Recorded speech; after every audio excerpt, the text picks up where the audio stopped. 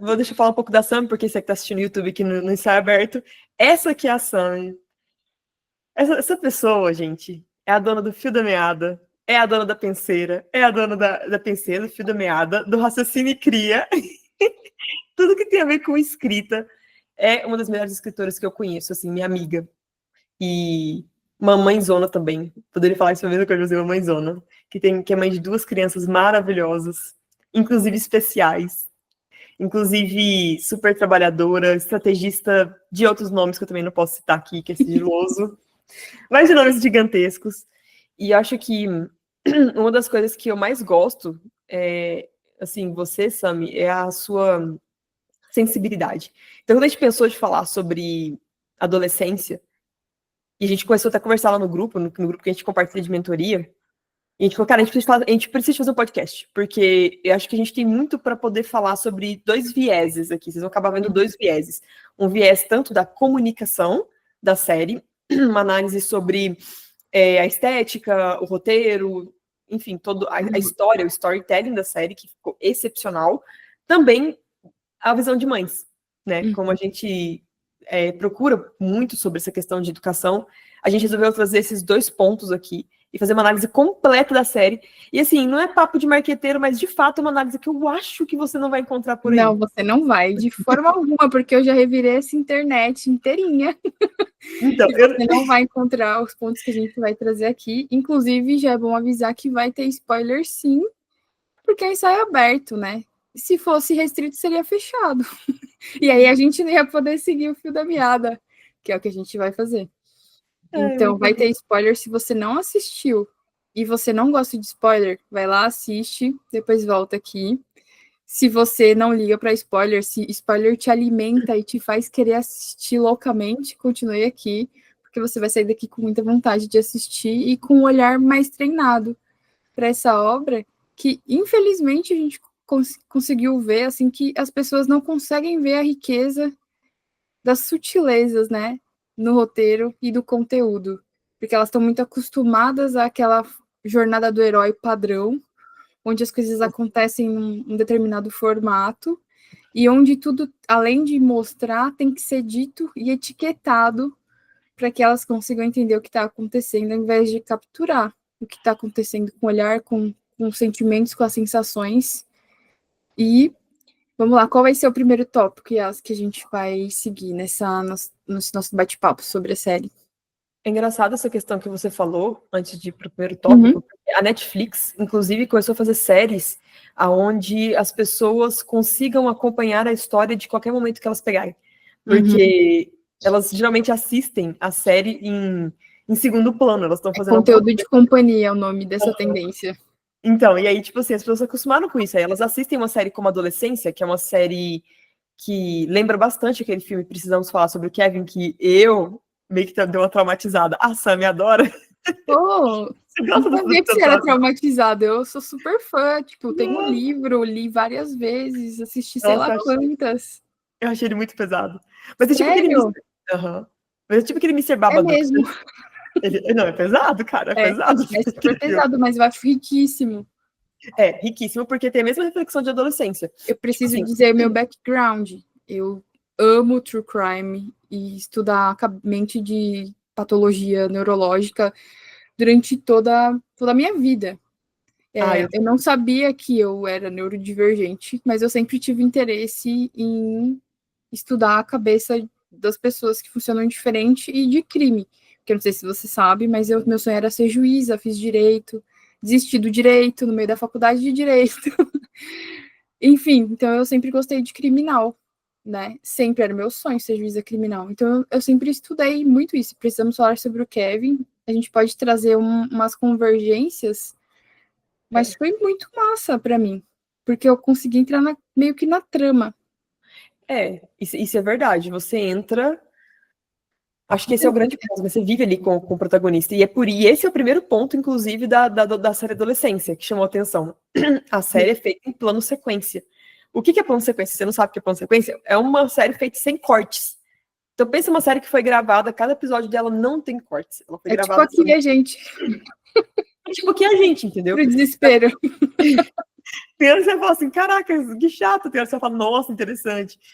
Então é uma série que já é mais cult, digamos assim, por esse fato. Ela é plano de sequência. Você pode falar assim, tá, mas o plano de sequência dela é só questão estética. Não. Eu acho que o plano de sequência dela foi justamente para trazer mais realismo. Eu Para você também. sentir como a série acontece. Ela já acontece abrupta, eu vou falar, e a gente vai entrar nessa questão do storytelling dela. Ela já acontece no ápice do conflito. Quando você tem este plano de sequência, você vai.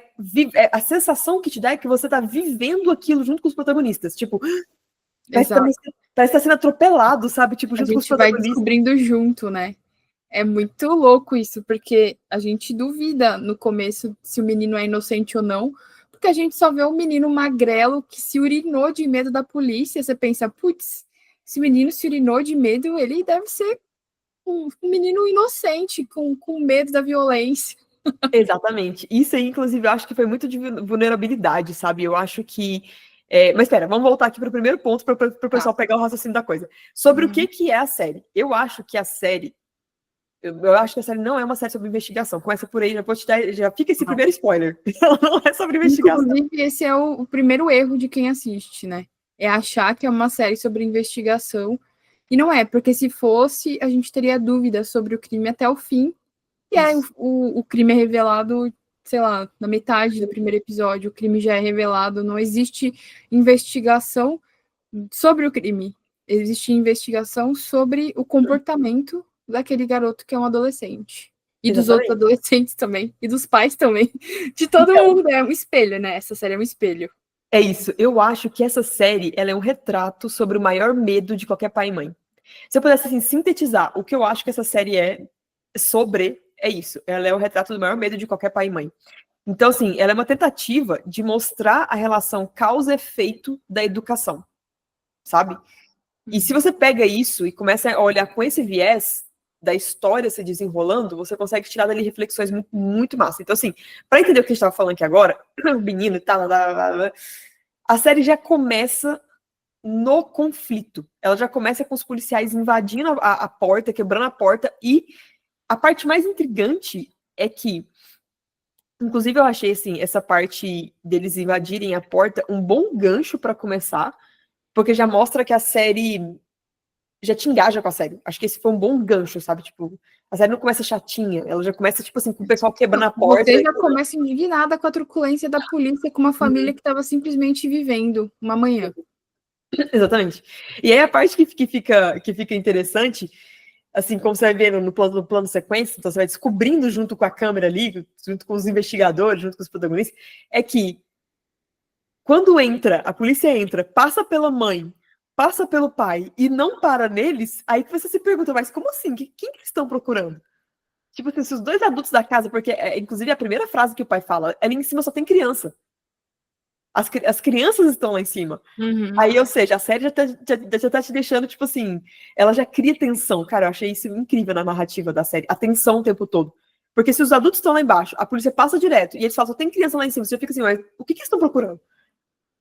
E aí, quando eles entram lá no quarto do menino, e é o menino que eles vão prender, e o menino é muito menino.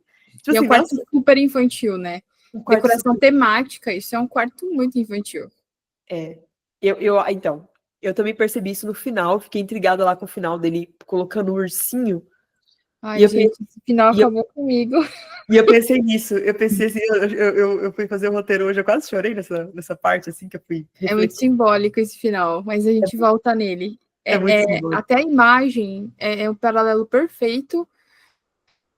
Depois a gente volta. Vamos lá. Começo, né? Segue o bonde, segue o bonde. Mas a história ela é completa mesmo. Sim, Tipo, porque o ciclo, né? Começa no quarto, termina no quarto. começa no quarto e termina no quarto. Começa na família, termina na família. Isso é verdade, eles têm um nome pra Começa na isso. infância, termina na infância. O pai, tipo, meio que se despede da infância do filho quando ele põe o ursinho pra dormir. Ai, cara, nossa, muito dolorido. Sim, Nossa, é muito dolorido isso, caramba. Não, mas eu vou achar o nome. Eles têm um nome pra isso no cinema. Quando a série começa com. Caramba! Quando a série começa no mesmo cenário do final. Quer dizer, quando a série termina no mesmo cenário do começo. Falei errado. Tem um nome, mas agora não vou lembrar. Mas enfim, se eu lembrar o nome, depois eu falo. Então a série, ela completa o ciclo da narrativa, mas quando eles entram e entram nesse quarto super infantil, prende o menino faz xixi na roupa, inclusive eu acho que o menino fazer xixi na roupa foi um ponto de vulnerabilidade que eles colocaram na atuação. Por quê? Porque já que... Cat total, na hora que eu vi, sabe aquela estratégia Save the Cat, né? Para gerar simpatia com o protagonista, o público gerar simpatia com o protagonista imediatamente. Então você mostra uma vulnerabilidade do protagonista nos primeiros minutos para o público ser conquistado por ele. Então, para mim, esse momento, na hora que eu assisti, eu pensei, putz, o Save the Cat deles. A gente vai ter dó do menino, a gente vai tentar acreditar nele exatamente porque a gente viu ele vulnerável e isso gera constrangimento na gente ver uma pessoa vulnerável. A gente quer acolher essa pessoa. Tipo, a gente tá desesperado lá pro pai dele ajudar ele a trocar as calças, entendeu? Porque ninguém quer ficar urinado. Então, eu acho que foi uma estratégia de exatamente disso mesmo, do roteiro. Exatamente. Foi uma estratégia de roteiro pra gente. Por quê? Aí mantém a gente no mesmo tom que o pai. Que é do tipo, meu filho não fez isso. Verdade. Não, deve ter algum engano. Aquela pergunta deve ter algum engano. Mantém a gente no mesmo pacing do pai e da mãe. Tipo, tem que ter algum engano. E a gente torce para que tenha um engano o tempo todo até a gente ver o crime, né? Assistir o crime. Exatamente. Isso é muito. Cara, por isso que o plano sequência é importante. Eu achei, assim, na minha opinião. Então, assim. Eu sou muito fã de plano sequência, desde The Bear, que tem alguns episódios em plano sequência, e eles são sempre fundamentais pra gente. The Bear é a série, tá, gente? Eu não sei se todos conhecem. O Urso. Tem muitos episódios em plano sequência pra gente entender as dinâmicas da família e as dinâmicas do ambiente de trabalho. Então, é realmente para trazer esse realismo sempre que existe o plano sequência.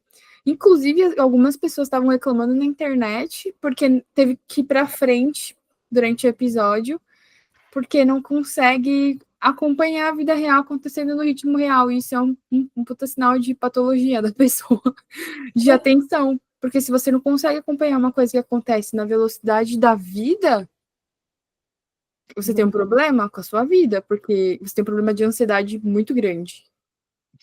É o sintoma dos conteúdos curtos, né? Por exemplo, eu sei que quem vai estar assistindo aqui esse vídeo e ouvindo esse podcast já é um tipo diferente de pessoa que está procurando, porque a gente não tem aqui uma estratégia de retenção, entendeu? É verdade. Ou a gente tá no vezes 2, a louco aí, loucamente. Ou alguém tem uma louça muito grande para lavar. Certeza, a gente tá no 2, certeza. Todos os meus vídeos estarão no 2. Faz parte do show. Tá. Então, assim, naquele momento, agora a gente vai acompanhando aqui um pouquinho da história para vocês entenderem os pontos tanto de reflexão quanto os pontos de comunicação. Então, ali, no momento que o menino faz xixi na roupa, etc., a gente entra na vulnerabilidade do protagonista. Só que o suspense se mantém, porque o menino segue dizendo que não foi ele, que ele não fez nada, aí você fica igual o pai. Cara, é muito louco, né? Que você fica igual o pai no primeiro episódio. Assim, a sua posição de telespectador é a mesma do pai. Tipo, torce pelo menino, mas a gente não sabe o que aconteceu. Então, muita coisa interessante acontece nessa questão. Primeiro que o menino escolhe o pai para ser o responsável legal dele. E é interessante que a mãe pergunta, né, mas por que você e por que não eu? Tipo, não faz sentido, porque ela cuidava mais dele. Mas é porque o pai, ele fala lá no final, o pai não iria julgá-lo. Enfim, fica esse ponto no ar. Ele respondeu isso, né? Quando acho que a psicóloga em outra cena trouxe essa pergunta, ele disse que porque o pai dele não julga. O que abre ainda mais o looping lá para uma reflexão do final da série, que tipo, era uma família normal. Não era uma família disfuncional. Que eu achei isso aí muito brilhante deles se retratarem. Eles não pegaram, tipo, a mãe é um lar de alcoólatras, é um lar de violentos. Não, é um lar normal. O pai é gentil, a mãe é de boa, todo mundo super tranquilo. Não é? Para não justificar o que aconteceu num lar extrapolado. Mas enfim. Aqui na atuação do primeiro episódio, eu achei sensacional, porque, tipo assim, o pai vai lá, acompanha o menino e eles fazem. E aí, a partir dali, é onde, tipo assim, a vida deles muda, né, pra sempre. Porque aí você vê nas cenas, assim, o close no rosto do pai, e o pai olhando assim, querendo não olhar, super agoniado, super incomodado. Ele vendo sempre olha querendo não olhar, né? A não visualização da linguagem verbal, significando a vontade que ele tinha de não acreditar que aquilo estava acontecendo. Né? E tem a ver com a reflexão, com a grande reflexão de negligência da série. Olha sem olhar. É olhando, tipo, olhando e desviando. É olhando, mas não vendo. Exatamente, tipo, esse é até um ponto que a gente conversou no privado, que eu te falei, né? Que quando ele tá falando com a psicóloga, ele conta que o pai dele queria ensinar ele a ser mais másculo, levando ele para os esportes, e quando ele não era bom, o pai dele não tinha coragem de olhar para ele e ver que o filho dele era ruim, um fracasso em alguma coisa. E também se refletiu na relação do pai dele com o fato dele ser um criminoso, porque mesmo assistindo o filho dele matar alguém, ele só realmente aceita que o filho dele fez isso quando o filho dele fala que vai se declarar culpado depois de mais de um ano do crime, e quando o filho conta isso para ele na ligação, ele para de responder o filho. E aí a mãe dele tem que entrar na conversa, porque o pai simplesmente para de falar com ele. O mesmo padrão de comportamento, de fugir, de fuga. É uma fuga. Exatamente. É uma mini fuga, Então, uma mistura de isso faz a vergonha. gente pensar quantas vezes na criação dele, o pai dele não esteve presente de corpo, mas não deu suporte emocional que esse menino precisava para desenvolver a autoestima dele, que é claramente, o caso dele é claramente o caso de uma pessoa sem autoestima, né? É A autoestima claramente. dele não existe. E isso leva ele a fazer tudo isso. É claramente isso. O ponto central dessa série, na minha opinião, são duas coisas, né? É a negligência e a educação emocional. Se eu pudesse, assim, trazer uma reflexão de modo geral, seriam essas duas coisas. Então, o ponto desse menino realmente fica claro ali na conversa, que é o clímax da história, com a psicóloga. Fica claro que foi a falta de autoestima na pergunta que ele fez. A gente vai chegar lá, porque aquele episódio ele merece, tipo assim, uma reflexão dele, de tão bom que foi o desenrolar da coisa. Mas, de fato, é o mesmo comportamento que deixa pistas ao longo da série inteira, né? O pai desvia, o pai olha e não olha. E quando eles caminham, inclusive, depois dessa série, depois dessa cena, que ele tira a roupa e o pai olha, não olha, olha, não quer olhar, vai para a cena da revelação do crime, que é quando mostra o vídeo, qual que é a primeira reação do pai? Ele vira pro lado. Uhum. Ele não quer olhar nem pro menino, nem pro vídeo mais, ele só vira pro lado do tipo assim, que a gente faz a correlação com a mesma reação do futebol. Não quero ver. Eu não quero ver. Ele questiona o menino, mas assim, ele não olha para o menino. E isso causa um desespero ainda maior no menino, né? Tipo, o pai dele rejeitá-lo. Rejeitá-lo pelo que ele fez. Só que o pai dele rejeitá-lo é uma coisa que já começou. E, cara, assim, acho que pra mim a parte mais bizarra dessa série é que é uma rejeição sutil. Não é uma rejeição como essas que a gente escuta, do tipo, pai rejeitou o filho, pai. Não, o pai tentou ser bom. É porque E a série reforça isso em vários pontos, né? Porque ele escolhe o pai, ele não escolheria se o pai dele fosse um pai ruim. Depois, na cena da psicóloga, a psicóloga começa a perguntar muito sobre o pai dele. Ele fala: Meu pai é um cara legal, ponto. Por que você está me perguntando do meu pai? Meu pai é bom. E no final, termina com o pai e a mãe falando: Nós somos bons pais. Nós somos bons pais, a culpa não é nossa. Então, isso se repete em pelo menos 3 episódios e entra num paralelo com o segundo, mas eu não vou entrar aqui no segundo para não cortar essa linha de raciocínio. Pode seguir falando do primeiro, e aí, quando chegar o momento, eu falo esse paralelo do bom pai que olha e o bom pai que não olha. Sim. Mas assim, mas então, a gente vai finalizar. O episódio 1 ele termina ali, né? Naquele momento que mostra o vídeo. Eu nem lembro o que acontece depois. O pai, eu nem lembro mais. Foi tão chocante, mas é porque o pai, ele não. Inclusive, o pai ele não aceita naquele momento, mas ele entende. Ele entende o que aconteceu. Então, na vergonha do filho e de si mesmo ali, eu percebi isso, assim. A vergonha o virado do rosto foi uma vergonha que ele tava do filho de si. Sabe? Ele não queria que isso tivesse. Ele não queria precisar passar por isso na vida dele. É o óbvio. Exatamente. Né? O final que a gente vai falar lá no final vai ser justamente essa reflexão, essa mesclagem que a série tem ao longo dela inteirinha entre aonde entra a responsabilidade do pai e aonde entra a responsabilidade do filho. Tipo, aonde na educação entra o que foi culpa do pai e da mãe, né? Eu coloco assim, culpa do pai e da mãe, dos pais, e o que foi culpa do filho. É uma pergunta que fica no ar até o final, inclusive. Ela não é respondida, mas é porque ela não é feita para ser respondida. Essa é a pergunta que é feita para cada um se responder. Exato. É tanto que a gente percebe isso no investigador, lá no segundo episódio. Segundo. Porque aí ele se responde, ele observa essa situação na própria vida dele, com o filho dele, e ele se responde, eu posso ser um pai melhor. Tipo, É isso aí que eu ia fazer o paralelo, né? Que no segundo episódio é na escola. Me lembrou o quanto eu não gostava do ambiente escolar. Não, me lembrou o motivo pelo qual eu é. faço homeschooling. Me lembrou, porque, cara, é isso aqui, ó. É o veneno do veneno, a escola, gente, terrível. E eu nem era ruim, tá? Eu era uma ótima aluna, bolsista, boa, professores amavam, muitos amigos, mas não é um ambiente bom para a construção do seu eu, o ambiente escolar, pela minha experiência, entendeu? Não, nem na minha. Eu era divertida, eu era suspensa na escola, assim, é indignante. Até hoje eu rio do quão indignante era isso. Eu era divertida e sair da sala, ganhava advertência por estar lendo na aula. E assim, eu entendo que eu tô lendo um livro numa aula de geografia, mas assim, se você é divertido, você ganhar uma punição por ler, é a coisa mais bizarra para mim. Então, esse tipo de coisa acontecia várias vezes.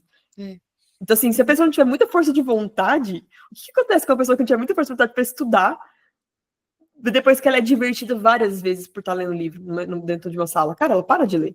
Porque é isso que a escola faz, ela vai dando uma castrada. Mas para mim, assim, a reflexão da escola ali, naquele segundo episódio, que assim, beleza, aconteceu aquela situação, o pai entra, o pai não aceita no momento, ele vê o crime, ele não aceita, mas ele entende, a ficha meio que cai, e a partir daquele momento, nada nunca mais vai ser o mesmo, você consegue compreender ali que aquele momento de ruptura na família, na vida de todos os envolvidos, nada nunca mais vai ser o mesmo. Acho que é essa ficha caindo, sabe, quando eles veem o vídeo. E aí, a narrativa, ela segue para o próximo passo, que é o porquê.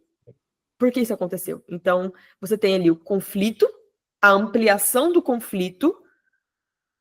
Quando você mostra o vídeo, você chega ali na ampliação do conflito.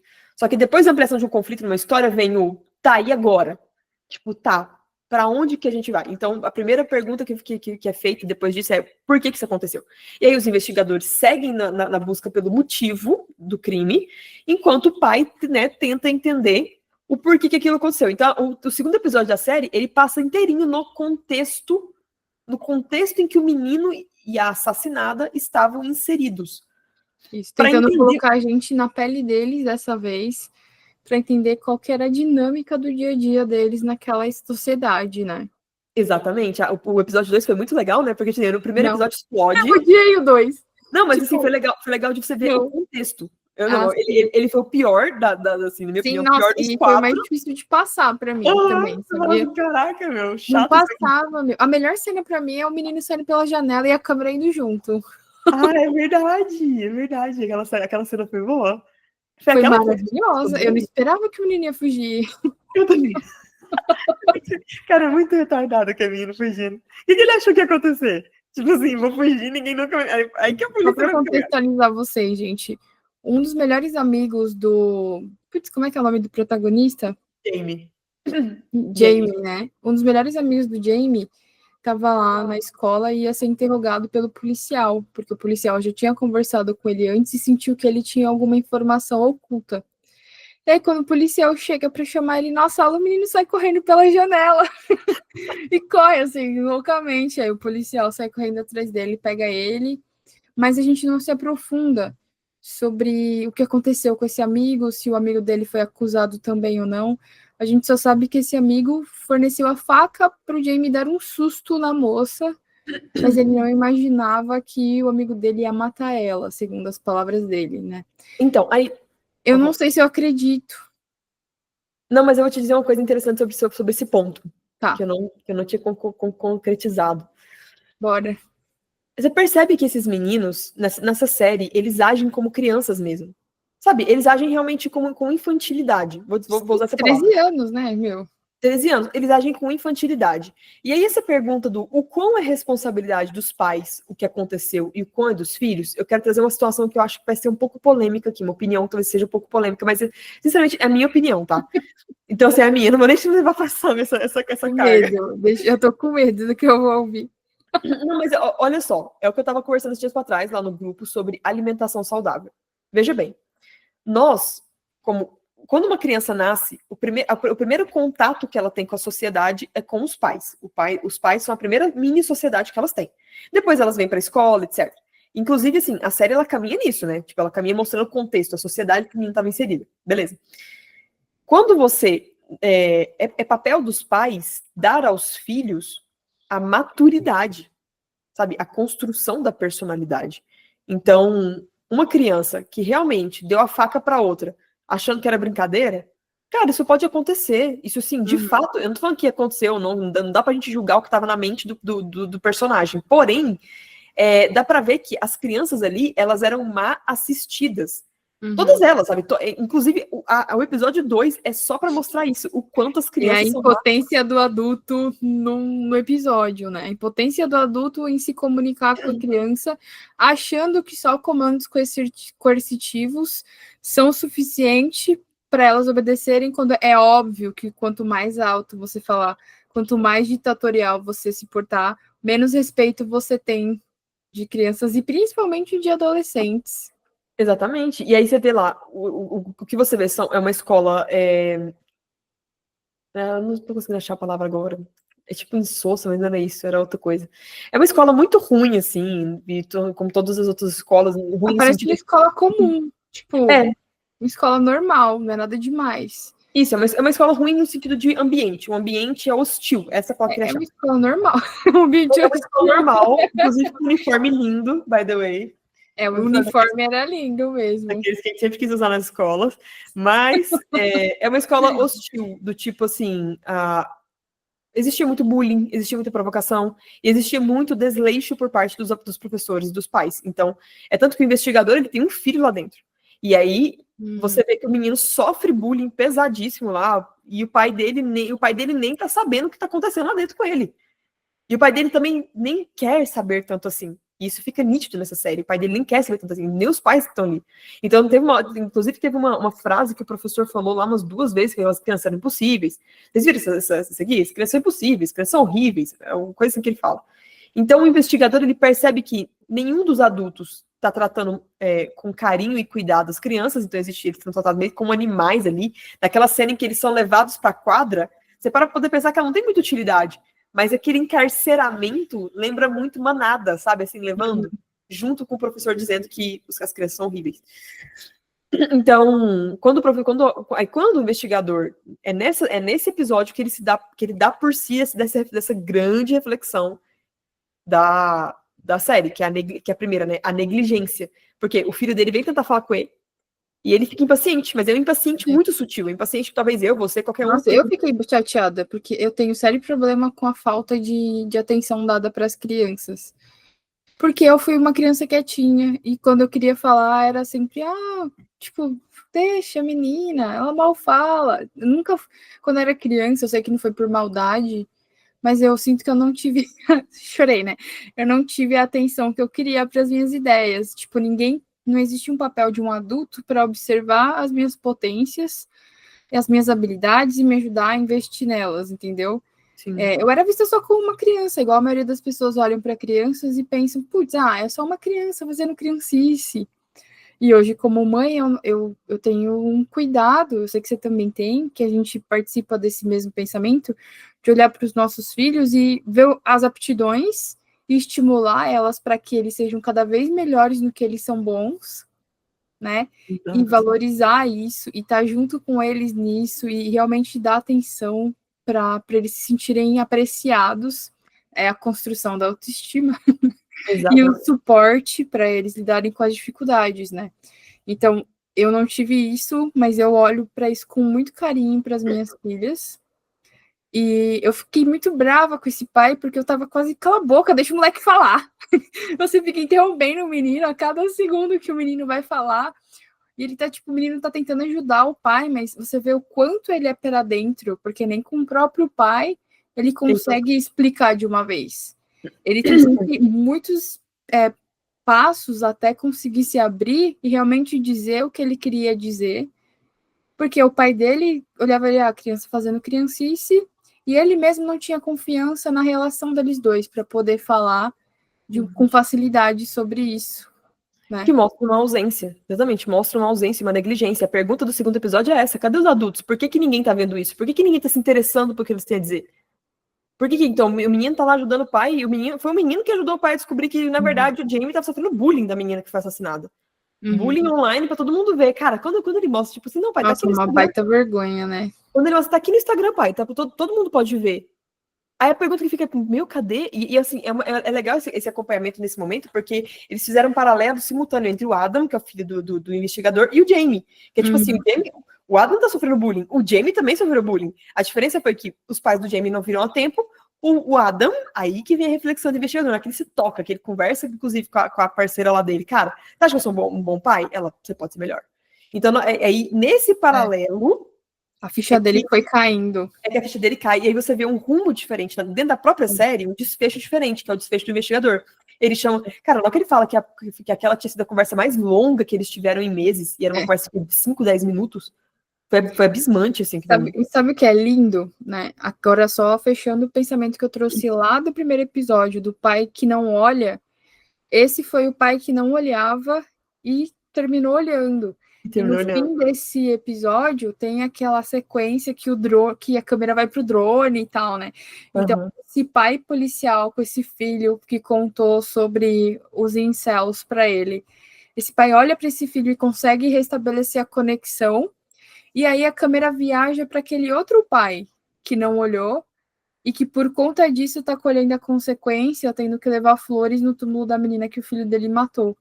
Então eu consegui ver nesse final um grande paralelo de causa e consequência, de como é um cenário possível e o outro cenário possível se você continuar negligenciando.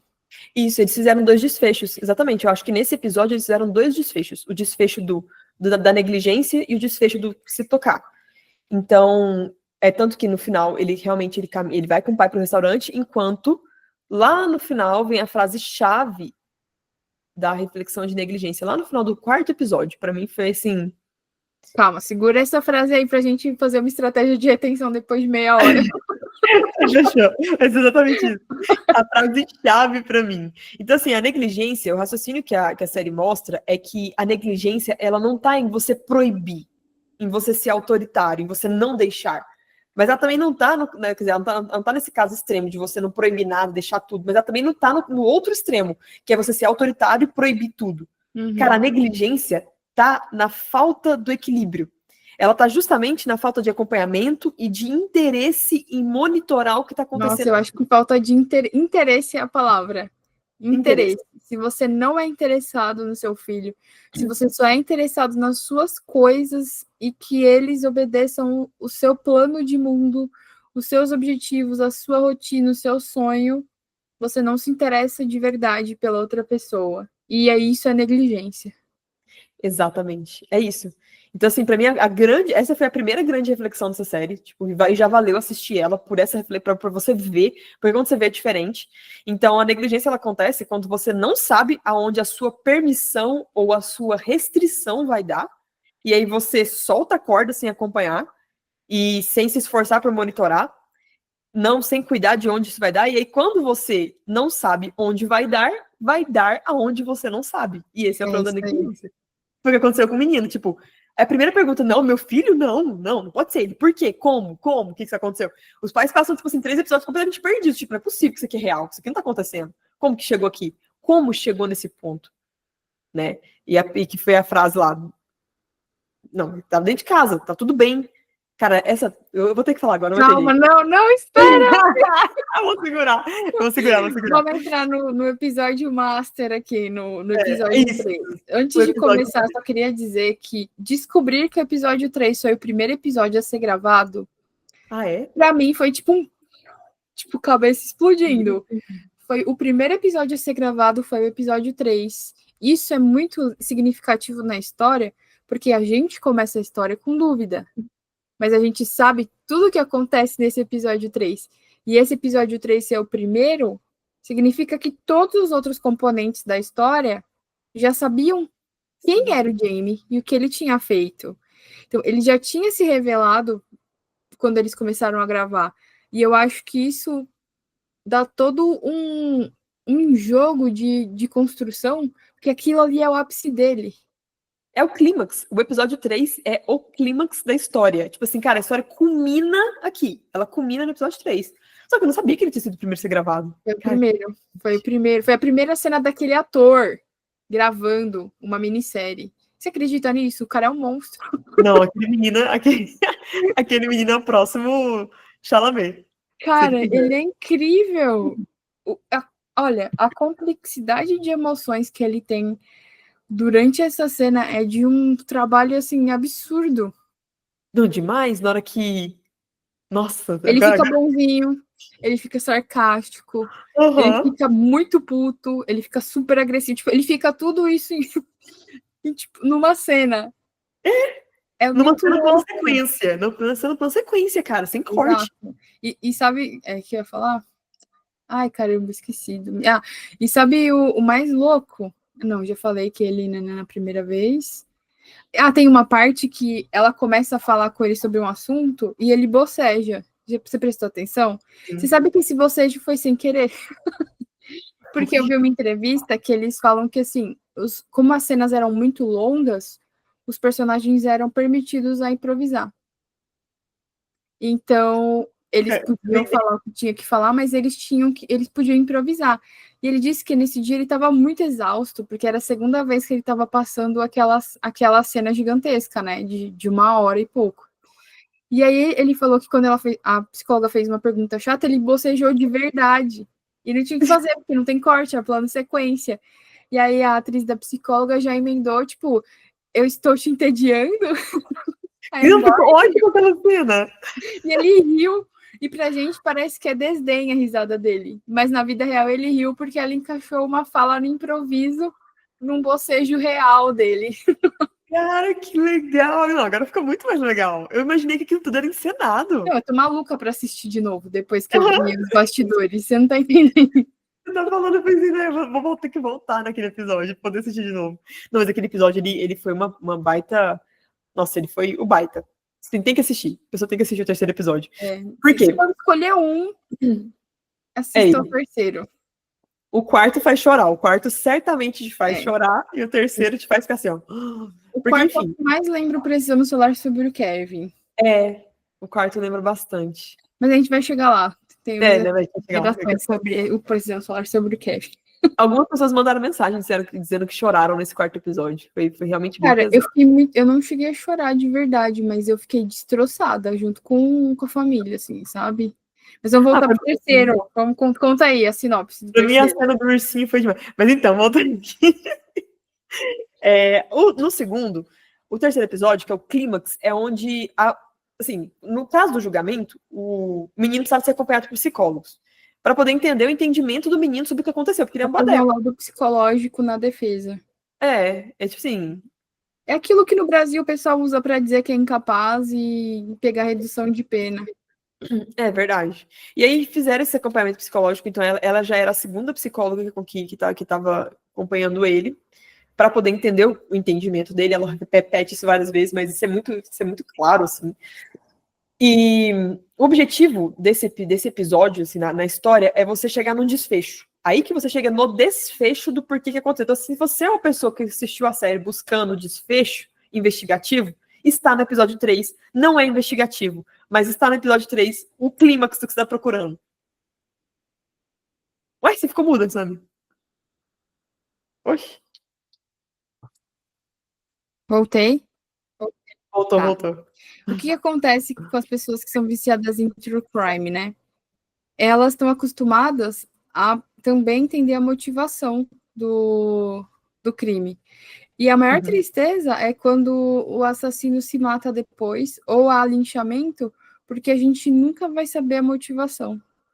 E o que a família das vítimas sempre procura saber? Por quê? Por que meu filho? Por que minha filha? E sem revelar, principalmente até quando a pessoa está viva e a pessoa não conta, como por exemplo o Nardoni, que até hoje se julga, se diz inocente do caso da Isabela, as pessoas não sabem a motivação até hoje. E isso sempre intriga a população. Então, num Porque caso, esse é o desfecho que, tipo, é a cereja do bolo. Exatamente. Esse é o desfecho que você tem quando você não tem um desfecho. Não é o julgamento, é uma Não é o que eu queria. motivação. Exatamente. Então, esse é o desfecho emocional da coisa. Então, ela começa a fazer. Assim, ela dá um show aqui de entender a persona. Ela já começa com chocolate quente para quebrar o gelo, um sanduíche. Então, assim, ela entende o que ela tem que fazer ali. E aí, E o lance do sanduíche é muito intrigante. acho que ela fez de propósito, Você sabia? acha que ela pôs picles de propósito porque sabia que ele não gostava? Eu vi uma análise hoje Estabilizar ela, estabilizar ele, eu vi uma né? análise hoje dizendo que ela colocou para ver se ele é o tipo de people pleasure, sabe? A pessoa que vai comer o sanduíche mesmo sem gostar, porque tá acostumada a fingir de bonzinho. Eu não acho que Dos seja outros. isso, mas eu não sou especialista nessa área, mas assim, eu não acho que seja isso. Eu acho que. Sabe por quê? Porque ela pensou no chocolate quente com marshmallow.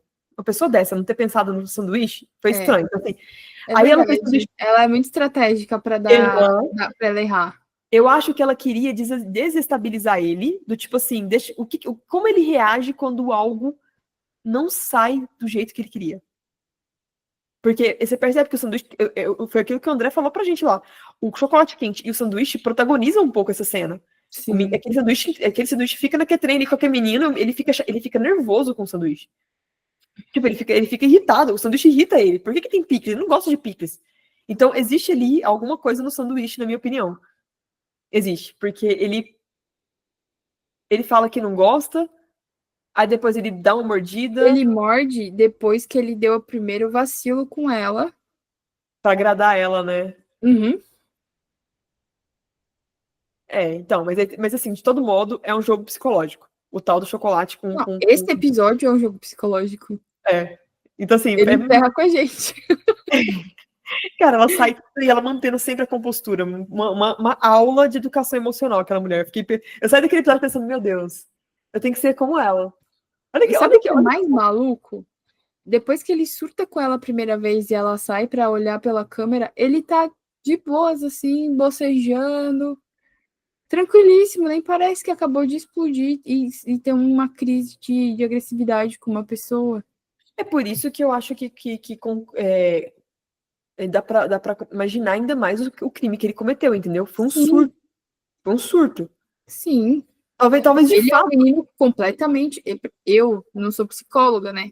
É, Se tiver a algum gente, psicólogo aqui, é Rafael, bom se a você gente estiver falar aqui que nós assistindo, não somos psicólogos. É tudo da nossa cabeça. eu acho que isso é um sinal claro de empatia, né? Que eu não sei se ele chega a ser um psicopata, mas ele claramente tem manipulação emocional, tem um certo charme, porque ele seduz ela em alguns pontos tipo, você é linda, você é bonita, né? Você não sabe como é isso. Ele joga uns flirts e ele quer ser querido. Eu acho que esse é o grande. Sim, é isso aí, ele quer ser querido, entendeu? Então, eu não sei se ele Não chega a ser um. importa como, né? Que se você pensar É, na vítima, ele não tava nem aí se tinham divulgado os nudes dela e ela tava fragilizada. Ele queria usar isso como estratégia de manipulação. é. Acho que foi isso que a psicóloga viu nele, de modo geral. E Mas eu isso acho que ela sabia desde o. Eu acho que ela chegou nessa sessão sabendo. eu também Eu acho que acho. ela sabia exatamente o que ela ia ter nessa sessão, sabia? Eu também acho. Eu também acho. Aquela não era a primeira sessão dela, né? É. Inclusive. Já é a terceira sessão dela. Então ela começa a fazer questionamentos sobre ele, sobre o pai, sobre a masculinidade, sobre a relação com os familiares e tal. E o menino traz uns pontos de sarcasmo, né, no meio do negócio. O que, na minha opinião, foi justamente pra gente, como espectador, começar a enxergar o culpado nele. Do mesmo jeito que Uhum. tinha o Xixi lá no começo, para ele poder parecer mais vulnerável, o sarcasmo aqui eu acho que foi pra, tipo assim, pum, aquele choque de. Total, total. Aquele choque pra gente, do tipo, Esse realmente episódio foi a revelação de quem ele é. de quem ele era. Então, acho que o sarcasmo ele teve esse mesmo mecanismo do xixi, sabe? Tá. Dentro dessa conversa, o menino se recorda de uma vez em que o pai levava ele pro futebol, que foi aquilo que a Sam falou, levava pro futebol e sentia vergonha dele. E aqui vem o ponto 2 da grande, assim, a grande reflexão é a mais importante para mim sobre maternidade, paternidade, educação infantil aqui, que é a educação emocional, ela é a principal quando você pensa em educação dos filhos. Então, a educação começa no autoconhecimento. Aqui, deu pra gente ver no início do desenrolar da história que o pai sentia vergonha do menino. Então, ele levava o menino pro futebol, mas virava o olho quando o menino errava. Então, ele sentia vergonha do menino. E assim, gente, até aí, né? Até aí tudo bem, você pode ter sentimentos. Nós, como adultos, nós temos sentimentos. Só que o momento que você passa os seus sentimentos para os seus filhos, você tem que entender que eles estão observando o que você sente e faz muito mais do que você fala. Para mim, quando eu fiz um tempo de terapia justamente sobre maternidade, justamente para me ajudar porque eu vim de um lar disfuncional. Cara, eu vim de um lar completamente, sabe aqueles traumas T que são realmente identificáveis, assim, existem alguns traumas que são nitidamente traumas T, que eles chamam de psicologia. Eu vim de lar com dois traumas desses. Então eu tive que me ressignificar muito para ser a mãe que eu queria ser. Muito mesmo. Então, nessa terapia que eu fiz, por exemplo, um dos grandes insights que o psicólogo me deu foi que, cara, o seu filho, ele sente o que você sente.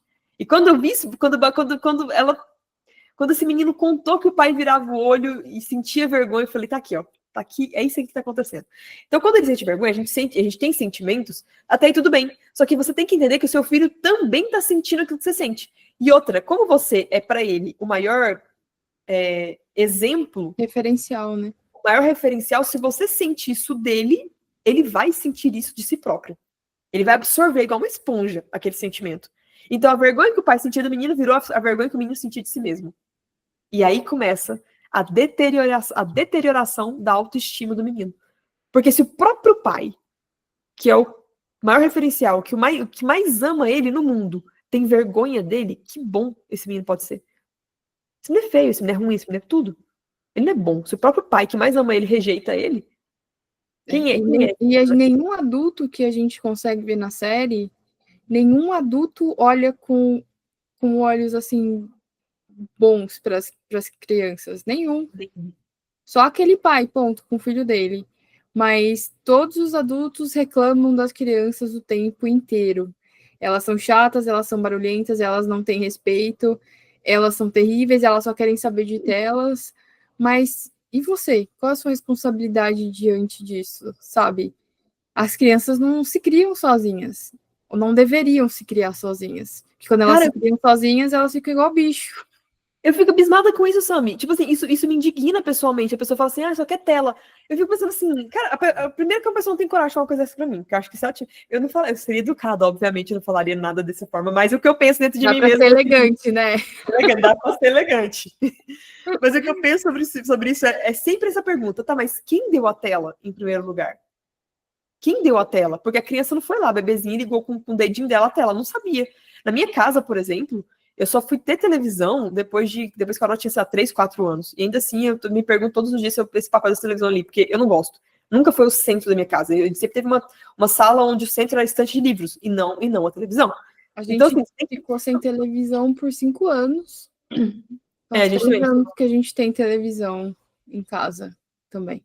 A gente também, tipo assim, e é muito pontual hoje, assim, a gente coloca uma vez a semana, coloca muito documentário de bichinhos, muitas coisas que eles gostam de ver, não desenhos, e cada coisa que eles assistem, é tanto que a Aurora às vezes me pede pra ver filmes, e eu falo, filha, tem que ver primeiro, pra ver se não tem nada de ruim pra poder colocar. Gente, vamos ser sinceros aqui, que esse é o grande ponto da coisa, dá trabalho para um cacete, entendeu? Acho que esse é o ponto aqui. Só pra constar, né, eu não sou contra telas. Não, nem eu. Eu tive restrição, tipo, a Anne não viu tela até os 2 anos, nada. A Cecília, até 1 ano, não viu nada de tela, mas eu acredito que a gente é 100% responsável pelo que a gente mostra.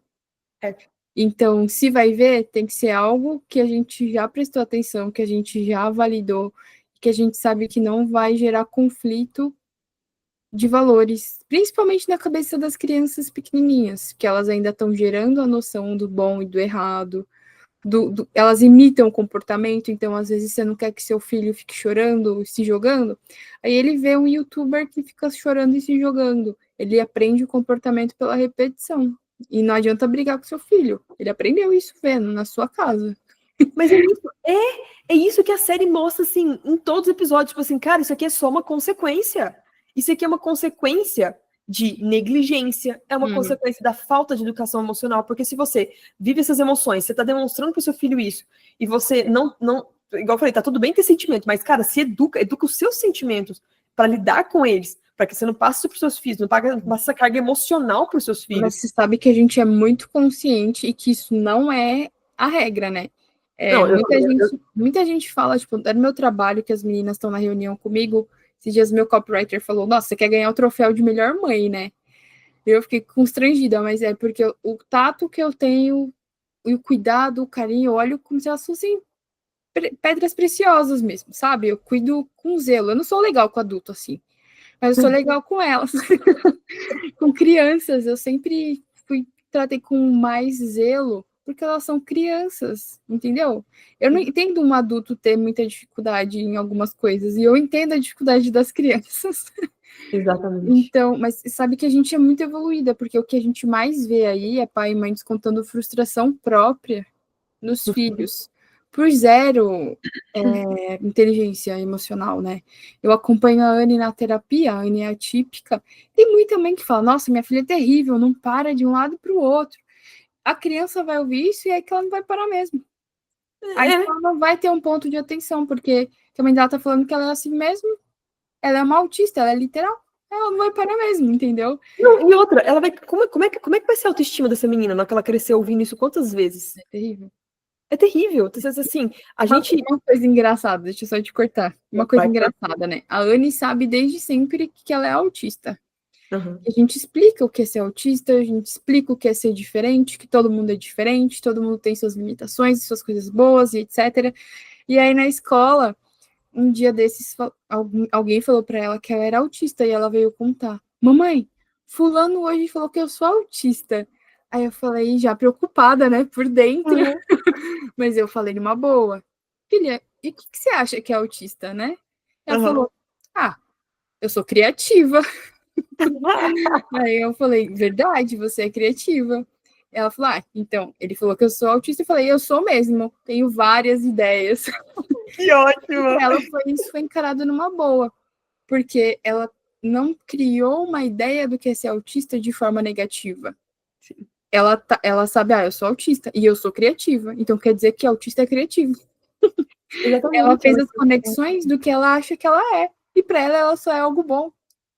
Exatamente. Nossa, que gracinha. É isso, mas é porque você construiu essa visão nela. Se não fosse você, Mas eu fico puta, porque é a gente contra o mundo. eu sei disso, mas enquanto a base for forte, porque, por exemplo, esse menino, se o Jamie tivesse tido o pai e a mãe dentro de casa, olhando o que estava acontecendo, falando pra ele, não, meu filho, vamos pôr no esporte, vai ser forte, vai ser bonito, isso é Não, e se demais. o pai dele não tivesse forçado a barra com o esporte, tivesse E estimulado o talento artístico dele, porque do desenho, né? ele desenhava, ele gostava de desenhar, mas o pai dele nunca viu isso como uma habilidade boa, mas como uma fraqueza. Ai, caraca, é Então verdade. o pai olhou o ponto forte, e como não era o ponto forte que ele esperava, ele também não olhou. Ele viu e não olhou. De novo. Viu e não olhou. E é tanto que na hora que o menino manda o desenho pra ele, É a primeira vez que ele vê o desenho do menino e dá valor pro desenho do menino. E aí o menino falou, voltei a desenhar. E você vê que o menino só voltou a desenhar depois que ele aceitou que ele e disse que ele cometeu o crime.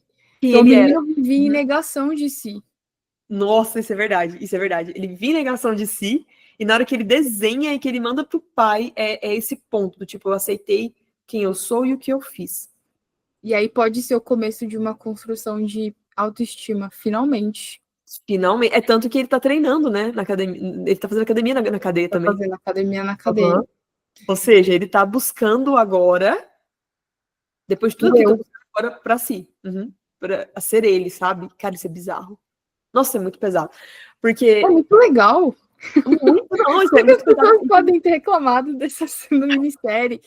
Não, não, Eu tipo, fico televisada, cara. Por isso que eu falei, cara, todo pai tem que assistir essa minissérie. Tipo assim, independente da idade do filho, acho que todo pai tem que assistir. Ah, mas o filho é bebê. Assiste. Assiste e já se prepara pra você poder não saber o que você tem que. assiste porque primeiro existe a autoeducação dos pais, né? para depois existir a educação dos filhos. Assim como você, eu também tive minha família destroçada várias vezes. Então, acho que a gente tem muito essa consciência porque a gente buscou, a gente desejou uma família melhor. Muito, Então, muito. a E gente sim, buscou ativamente por conhecimentos e por ferramentas, por terapia, que nos ajudasse a lidar com os nossos gaps para conseguir construir ser humaninhos melhores. exatamente isso. Eu nunca me esqueci do primeiro curso que eu comprei. Eu estava grávida da Aurora, foi um curso que foi entregue pelo WhatsApp. E como eu chorava, cara, naqueles áudios, foram 21 dias de áudios, como eu chorava, assim, ela tava falando sobre as feridas emocionais. E foi ali o começo da minha jornada. Assim, meu sonho é que eu tivesse feito tudo que eu fiz ao longo desses anos, tivesse feito tudo lá na gravidez da Aurora, mas eu entendo que tudo é um Mas a processo. gente não tem a mínima ideia antes da gente engravidar que a gente vai precisar ser uma pessoa Eu que acho vai que isso cuidar de outra pessoa. é você que tem que ser uma pessoa massa. Você mesmo tem que ser uma pessoa educada emocionalmente, uma pessoa. Tudo que você quer ser. Vamos imaginar assim, cara, tudo que eu quero que meu filho e minha filha seja. É você que tem que ser primeiro, é o autoconhecimento. Se você não é essa pessoa, não adianta você pensar que seu filho vai ser, porque ele vai ter que referência. Qual é a referência? Então tem esse ponto de você não ter referência, e aí, somado a isso, a negligência. Que é tipo, não tô dando a corda e não estou acompanhando. E negligência, na minha opinião, é o que eu mais vejo acontecer, assim. Eu fico pasma. Então vamos aproveitar o ponto da negligência e ir para o quarto episódio e para a Bora, frase que você acha que resume a produção, a obra. bora lá. Inclusive, só para finalizar o terceiro, a questão da autoestima fica nítida quando o menino vai se É quando verdade. é o último encontro. E ele fala, mas diz pra mim que você gosta de mim. Você gosta de mim? E ele fica desesperado, porque ele só queria que alguém validasse ele, dissesse que gostasse dele. Então, ali é o desfecho final da emoção do porquê que ele fez tudo aquilo. Quarto episódio é a vida, é a resolução da história. Então, você está falando de storytelling, quarto episódio é a resolução, o ponto final. É como é que fica a vida depois daquilo que aconteceu. Como é que fica a vida depois que o crime passa, depois de um ano. Então, Como é que... 1 ano e 1 mês depois do crime, né? Passa o dia a dia da família. No começo parece um dia a dia comum de uma família comum, mas dentro daquela casa. Mas a partir do momento que eles olham para fora, caos. Alguém Causa. se sentiu tarado na van que o pai usava para trabalhar. E aqui é interessante traçar um paralelo com Precisamos Falar sobre o Kevin, porque a gente vê no Precisamos Falar sobre o Kevin, que é a mãe do Kevin, que é a personagem principal, que ela é a narradora, personagem, a casa dela e tudo que é dela sempre é vandalizado. Inclusive, um colega de trabalho assedia ela porque ela é a mãe do Kevin, então já que ela tá na não sei nem se posso falar bosta, merda, eu falei. Só porque ela tá nessa situação. Se for bom, vai ser duplo. Só porque ela tá nessa situação, ela tem que ficar com ele, porque ela não tem mais nada, né? Então, a gente consegue. Normalmente, a gente sempre pensa na família da vítima. E eu acho que. Inclusive, a família da vítima parece também ter negligenciado a filha, que tava fazendo bullying e mandando nude. Sem nenhum adulto supervisionando. Não, mas essa série é um monte de pai negligenciando. Claro, estou culpabilizando a vítima. Nenhum motivo do mundo é motivo para alguém matar alguém. Nenhum motivo do mundo. Nem vingança de alguém ter matado alguém é motivo para outra pessoa vir matar essa outra pessoa, pelo amor de Deus. E, enfim, essa série trouxe a visão da família do agressor, que também é uma família que sofre, né? Porque eles também tiveram uma vítima. Eles perderam um ente também. Eles perdem um filho, que foi o assassino. É verdade. Eles perdem a imagem, os sonhos, as projeções, quem eles achavam que eles conheciam, que eles não sabem quem é.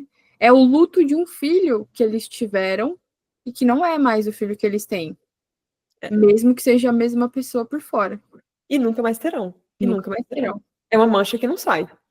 É uma mancha que não sai. E que não tem como voltar atrás. E que o pior é que se mescla no. Que aí vem o. Calma que eu vou juntar aqui nesse raciocínio. Quando é pichado tarado, a filha pergunta, mas eu não entendi. Quem que eles estão chamando de tarado? O papai ou o Jamie, que é o menino que matou? E naquele momento a gente vê a fusão do conflito interno do pai, dos pais e do Jamie, do filho, culminando na pergunta central, que é o maior de todos os medos dos pais, que eu disse lá no começo. De quem é a culpa? De quem é a culpa?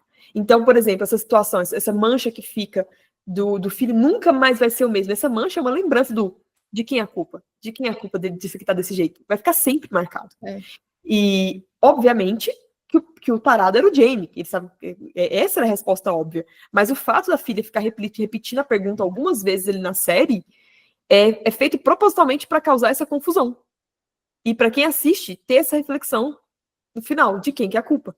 Enquanto isso, nesse momento que o filho liga lá da cadeia, diz que vai assumir a culpa, que vai se declarar culpado.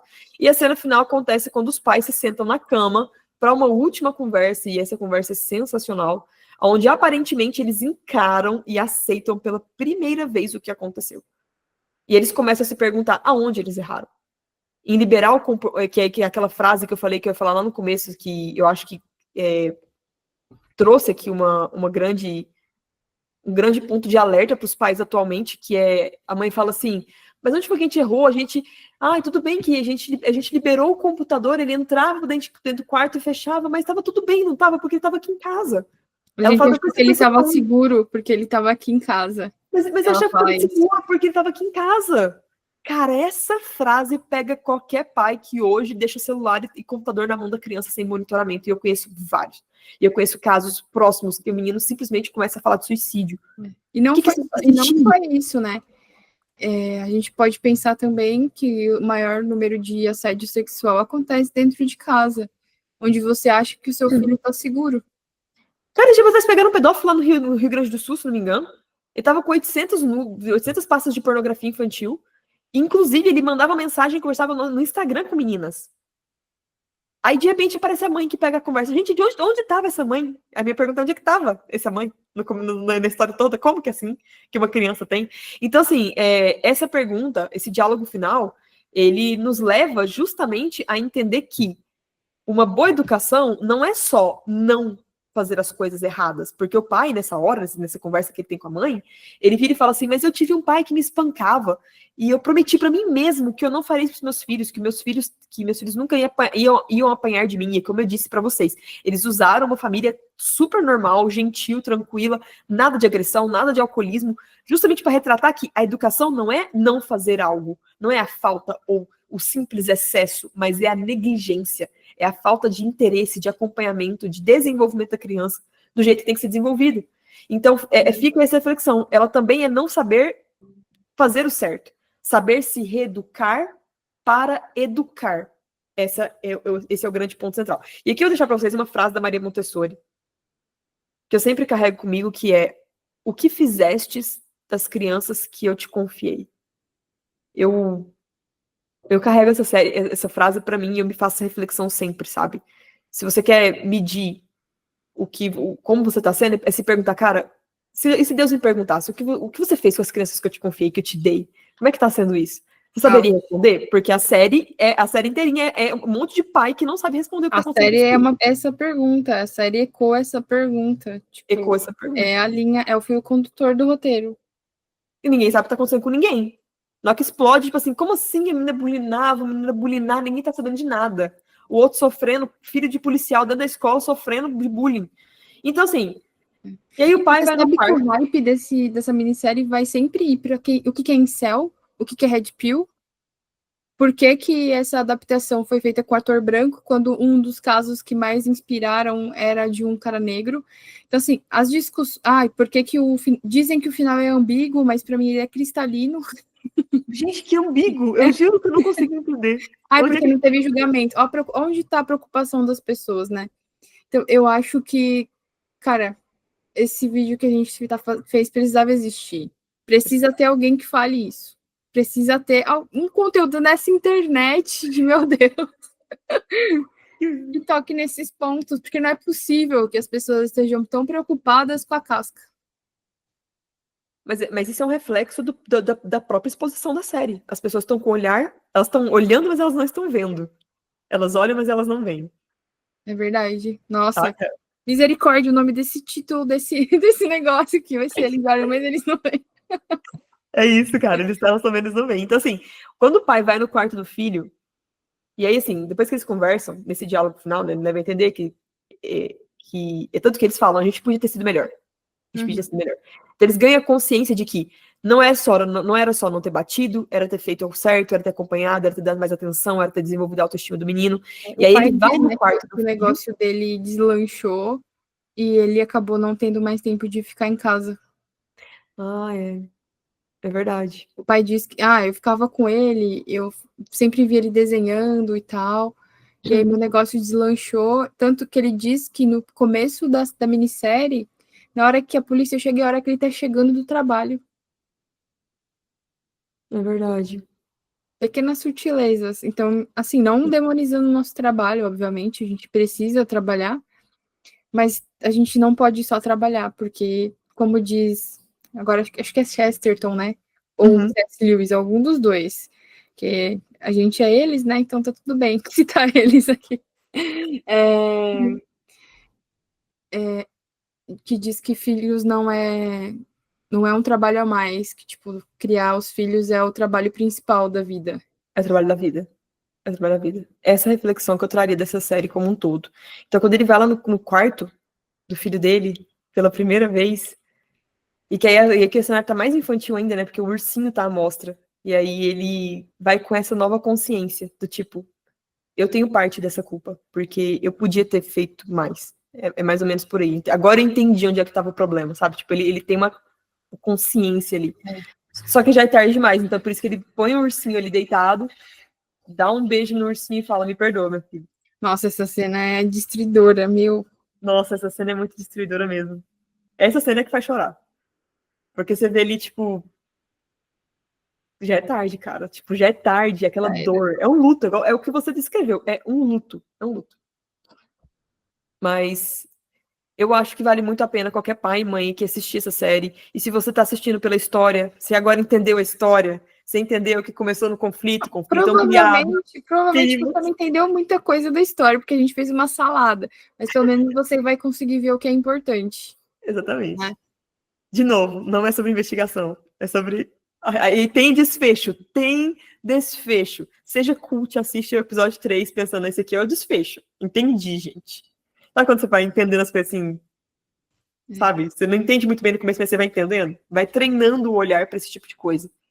Porque é uma série de drama, não uma série de linha direta. Exato. Agora, eu queria só traçar um paralelo com Precisamos Falar sobre o Kevin. Por quê, né? Porque também é muito conversada essa negligência da mãe. Porque desde o comecinho do filme, a mãe disse que não queria ser mãe e ela cedeu à vontade do pai para ser mãe. Então ela disse que engravidou sem querer e no parto parecia que a criança não queria sair por birra. Então a visão que ela tinha sobre o Kevin era de alguém desejado. E sempre foi. E eu não sei se o Kevin era como ela descreve, porque ela descreve o Kevin.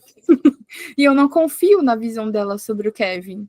Entende? Exatamente. Isso não quer dizer que ele era bom e que ele não fez o que ele fez. É óbvio que ele fez o que ele fez na história, né? Que fez a chacina, matou a família e deixou a mãe para que ela finalmente tivesse olhos para ele.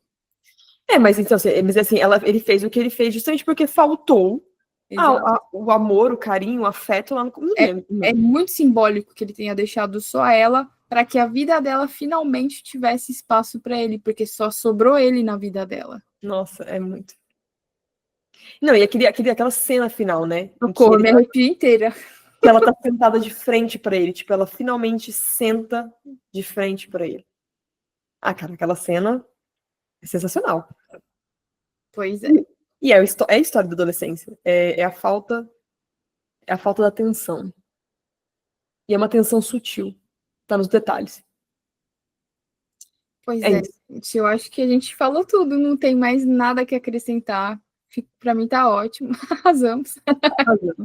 Obrigada, Sandra. Muito obrigado, gente. Se vocês quem ficou até o final, curta, compartilhe, comente. Comenta o quê? Comenta olhar. Deixa olhar nos comentários, seja do podcast no Substack, seja no YouTube da Yasmin. Comente olhar, que a gente vai saber que você foi guerreiro e você chegou até ou guerreira. E você chegou até o final desse podcast. E é isso aí. Muito obrigada a todos. Da minha parte aqui, eu vou me despedindo, vou deixar a Aya se despedir também. E beijo, até mais. É isso, obrigada, gente. A gente agradece vocês. Ó, deixa o comentário aqui do olhar pra gente saber que vocês viram. E espero que esse vídeo, sei lá, ajude vocês como essas reflexões demoraram alguns anos. A gente podia ter colocado o título assim, né?